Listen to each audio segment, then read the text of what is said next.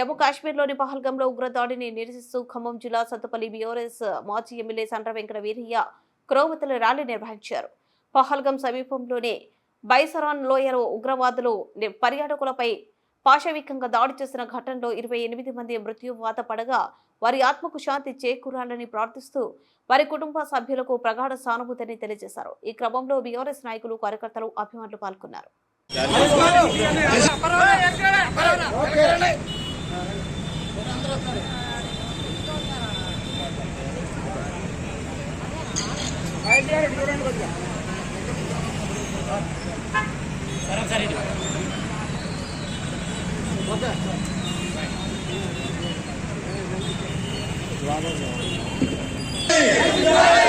పాకిస్తాన్ ఉగ్రవాదం నశించాలి.